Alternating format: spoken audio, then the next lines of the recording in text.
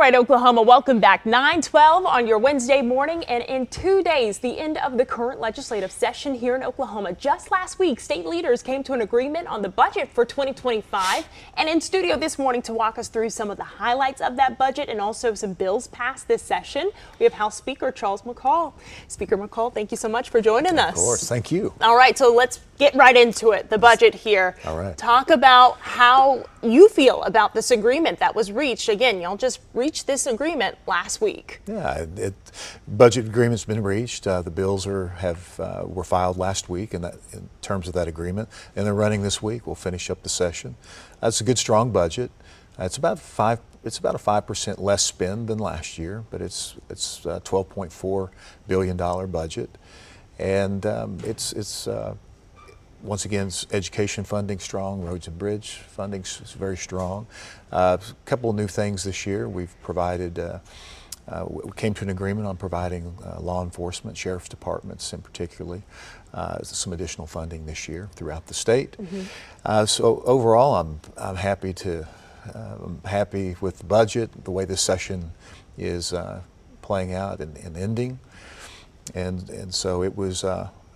I think we could have been done a couple of weeks earlier, but nevertheless, here we are, and we'll finish on time, meet our constitutional deadline, which is Friday. Yeah, and I do want to go back to the discussions. I know this was the first time that these discussions around the budget were held in public. So how important was that process to you? Oh, and that part of the process is fine. I think the most significant thing this session, in terms of transparency and public engagement, was not necessarily the budget negotiations being held in public, mm-hmm. but on the but the portal that was launched this year, mm-hmm. and launched very early in session, where anybody in the state could through the House's website could connect and see where the House's position was on every line item in the budget, mm-hmm. the Senate, as well as the governor, and those kind of were updated through the entire process. Culminating in a public meeting where the media and the public were invited, mm-hmm. which is live streamed, and people could actually see how the budget does come together. And so there's about 8 meetings, I believe, that were televised and live streamed, where the House and the Senate were engaging in dialogue on the various line items in the budget. But that's how has always come together. So, if for those people in the state who kind of always wondered, what happens behind the proverbial curtain in these negotiations, the same thing that they saw this year is what happens year after year. All right, and let's just take a closer look at the budget here. So a lot of that budget will go towards education, health, public safety, and more. So I do want to talk about just that top priority. What was that for the House? Well, education is always the biggest funding area of the budget. Of the appropriated budget for the state of Oklahoma, mm-hmm. education's always going to receive the largest amount of money. Another record high level of funding for common education, new higher levels of funding for higher education as well this year, with some special projects awarded throughout the state to build out more capacity for workforce and the type of workforce that Oklahoma mm-hmm. Is desperately in need of. Roads and bridges continue to be strong. We're in the top, among the best states in the country for roads and bridges. Obviously, you got to continue to make investments in those for just maintenance of existing roads as well as upgrading. Oklahoma is growing. Our economy is booming. The economic output is twice as large as it was just 6 years ago, and that's great. And quite honestly, when you're hitting your term limit like I am, and you're exiting this year, this is the exact scenario that this is what you want to leave on. To that point, we're in good hands, is what you're saying. Yeah, they really are. When I came in as Speaker 8 years ago, we were in a fiscal crisis. We had no reserves. We changed that. Our economy was just not performing that well. Now the economy is expanded, doubled in size. We have the highest level of reserves going forward. The next downturn economically that we might see in the future, and I think it's a ways out, but we'll be prepared for it. We have enough savings to weather that storm. Those future legislatures are going to be in a really good position going forward. All right, and I do want to say 2 days left in this current legislative session. So talk about what's next. And I also know a lot of people are wondering, will the governor call that special session to talk more about tax cuts? Because that's something that you and him both agree on in terms of that income tax cut. But what do you think? What do you believe?